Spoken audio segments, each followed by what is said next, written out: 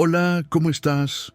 ¿Todo está bien? Bueno, sin lugar a dudas, la Biblia es el libro más vendido del mundo, y esto incluso está registrado en el libro Guinness de los récords. Los pasajes más populares, como el diluvio y la lucha entre David y Goliat, por ejemplo, son conocidos incluso por aquellos que nunca han leído el libro sagrado.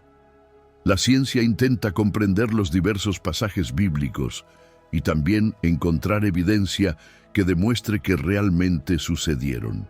Para sorpresa de muchos, parece haber surgido alguna evidencia que disipa dudas o plantea aún más preguntas en medio de los misterios de la Biblia. Veamos ahora 8 hechos bíblicos que, según todos los indicios, han sido comprobados. El primer tema del día es ríos de sangre.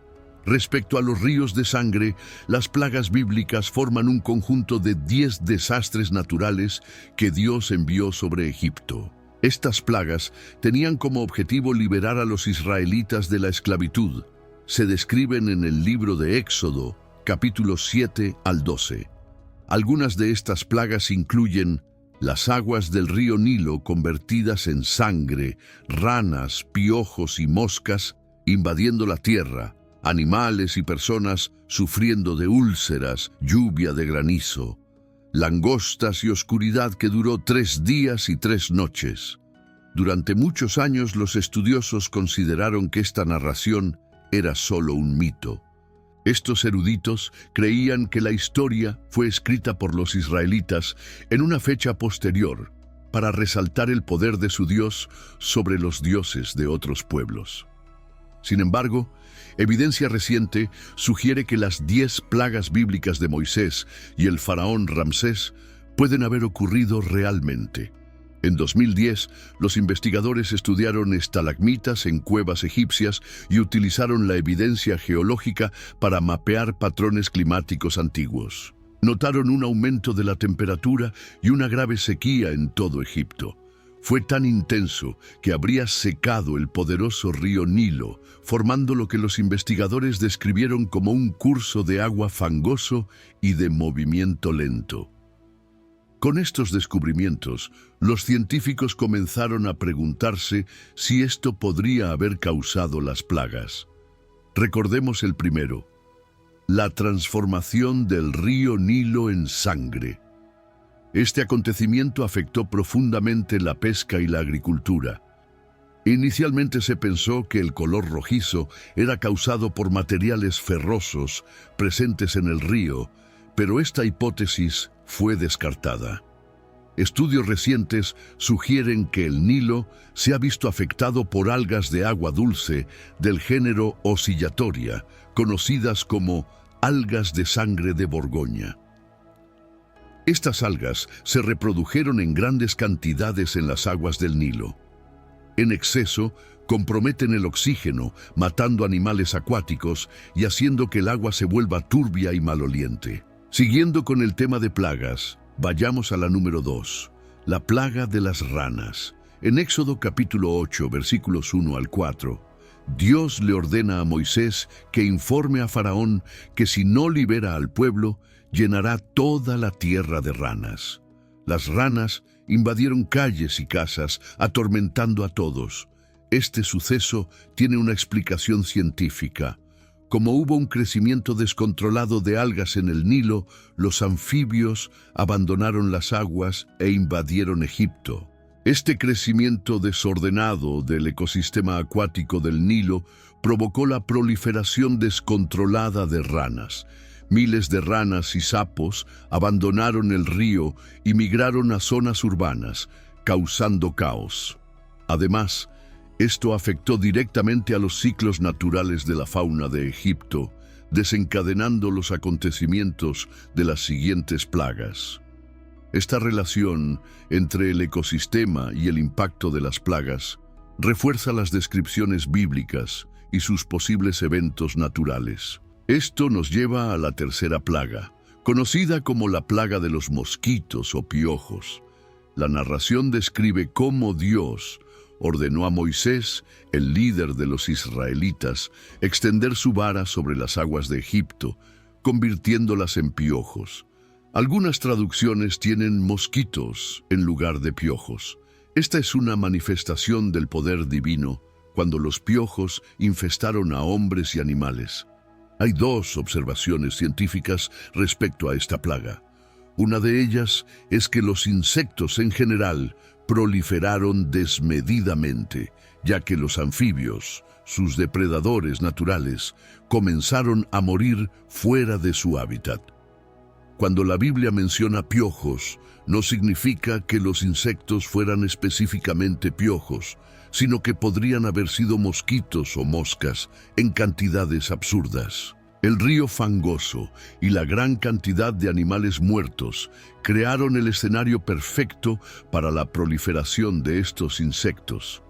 Los habitantes comenzaron a sentirse incómodos, al igual que el propio faraón y sus súbditos directos. Además, las enfermedades comenzaron a propagarse, aumentando los males que azotaban a la población egipcia. La cuarta plaga menciona la invasión de moscas, pero los investigadores creen que está directamente relacionada con la tercera. Estos insectos influyeron negativamente en los acontecimientos posteriores, provocando la muerte de los rebaños, que fue la quinta plaga. En Éxodo 9:1-4 se describe que Dios instruye a Moisés acerca de esta plaga. Caballos, burros, camellos, bueyes y ovejas serían sacrificados si el pueblo de Dios no fuera liberado. El Señor le dijo a Moisés: «Dile al faraón, así dice el Señor, el Dios de los hebreos, deja ir a mi pueblo para que me sirva. Si continúas impidiéndoles hacerlo, ten en cuenta que la mano de Dios está sobre ti. Del Señor traerá sobre ellos una plaga terrible sobre los rebaños». La muerte del ganado también fue consecuencia de plagas anteriores, especialmente de moscas, que transmiten enfermedades tanto a los humanos como a los animales. Los científicos creen que la peste bovina africana o la lengua azul en el ganado podrían haber causado estas muertes generalizadas. Esto nos lleva a la quinta plaga, que son llagas purulentas, como forúnculos. Mucha gente en aquella época contraía furúnculos que también tenían su origen en la proliferación de insectos. Tanto los animales como las personas pueden ser picados por insectos infectados, causando estas dolorosas afecciones de la piel. Bueno, ¿qué pasa con el gran diluvio? Es una historia bíblica que cuenta cómo Dios decidió destruir toda la vida en la tierra debido a la maldad de los seres humanos, a excepción de Noé y su familia, quienes fueron preservados en un arca hecha de madera de gofer. La Biblia dice que Dios envió un diluvio de aguas sobre la tierra durante 40 días y 40 noches. Después de esto, Noé envió una paloma para ver si las aguas habían retrocedido. La paloma regresó con una hoja de olivo en el pico, indicando que la tierra ahora estaba seca. Aunque la historia del arca de Noé es espectacular, los estudiosos la han considerado durante mucho tiempo un mito. Sin embargo, en 2000, dos geólogos de la Universidad de Columbia, Walter Pittman y William Ryan, iniciaron estudios que sugieren una posible base histórica para el evento. Los estudiosos han afirmado durante mucho tiempo que el diluvio no ocurrió realmente, considerándolo poco más que un mito. Sin embargo, esta opinión empezó a cambiar en 2000, cuando dos geólogos de la Universidad de Columbia, Walter Pittman y William Ryan, comenzaron un estudio de muestras de núcleos tomadas del fondo del Mar Negro. Según estudios, el Mar Negro fue una vez un lago de agua dulce separado del mar Mediterráneo por el estrecho del Bósforo hace unos 10.000 años. Al final de la última glaciación, el nivel del agua en el Mediterráneo subió tanto que desbordó el estrecho del Bósforo, inundando la zona del Mar Negro. El agua habría fluido con una fuerza 200 veces mayor que la de las cataratas del Niágara. En un solo día entró en la cuenca del Mar Negro suficiente agua para cubrir un área del tamaño de Manhattan hasta una profundidad de más de 900 metros. Al cabo de un año, aproximadamente 155.000 kilómetros de tierra quedaron sumergidos. Dejando el campo de las plagas, veamos otro pasaje de gran relevancia en la Biblia, el cruce del Mar Rojo. La narración de los israelitas y su liberación de Egipto continúa en el capítulo 14 del libro del Éxodo. Después de la 10ª plaga, el faraón permite que el pueblo salga, pero pronto cambia de opinión. El faraón moviliza su ejército, incluidos 600 de sus mejores carros, para perseguir a los israelitas. Atrapado entre las montañas y el Mar Rojo, Dios le ordena a Moisés que extienda su vara sobre el mar, dividiendo las aguas y permitiendo a los israelitas cruzar a pie, con las aguas formando muros a la derecha y a la izquierda. Al percatarse de la fuga, el ejército egipcio parte en su persecución. Sin embargo, cuando los israelitas llegan al otro lado, Dios le ordena a Moisés que extienda su mano nuevamente, haciendo que las aguas regresen y se traguen al ejército egipcio, incluidos carros y caballería. Ninguno de ellos sobrevive. Aunque esta narrativa es dramática, en 2010 los científicos propusieron explicaciones científicas para el evento. Un científico del Centro Nacional de Investigación Atmosférica de la Universidad de Colorado ha explorado el fenómeno de la degradación eólica, en el que los vientos fuertes mueven el agua hacia un lado, creando una breve franja de tierra seca. Sugirió que este fenómeno pudo haber ocurrido en el antiguo Egipto, ofreciendo una explicación para el evento bíblico. Utilizando simulaciones por computadora, identificó el lago Tanis como un posible lugar donde fuertes vientos del este habrían movido el agua, creando un puente de tierra temporal. Aunque el texto bíblico menciona el Mar de Juncos, la traducción al griego como Mar Rojo ha causado confusión a lo largo de los siglos. Esta interpretación proporciona una perspectiva que se alinea con los relatos bíblicos. En el año 1250 a.C., el lago Tanis era una laguna salobre poco profunda, perfecta para el cultivo de juncos de papiro. Así pues, parecía que un sorprendente acontecimiento bíblico podía explicarse mediante un fenómeno natural. Pasemos ahora al intrigante y famoso caso del fin de Sodoma y Gomorra. Según Génesis 19, estas ciudades fueron destruidas por Dios debido a la promiscuidad, la violencia y la falta de respeto a las leyes divinas.